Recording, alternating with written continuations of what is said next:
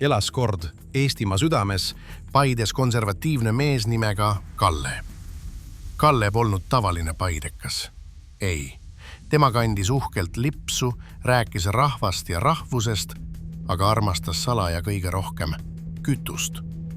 Iga kord, kui rahvas tanklas oma raskelt teenitud rahade eest ära oli maksnud, läks Kalle hoopis teist teed.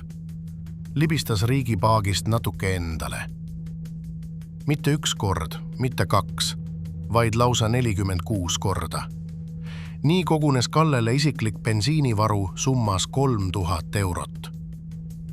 Kelle käest ikka varastada, kui mitte iseenda käest.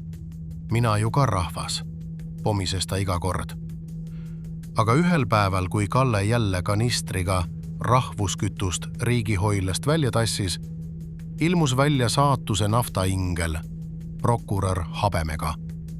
Ta ütles, Kalle, sa ei saa igavesti varastada. Nüüd võtame sinult ära saadiku puutumatuse. Aga see on minu põhiseaduslik õigus mitte jääda vahele, kisendas Kalle. Kuid hilja. Pump oli juba kuiv.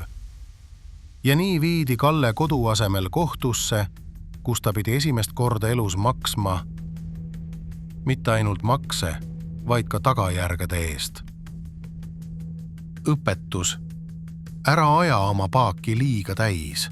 Muidu sõidab õiglus sinust lõpuks üle.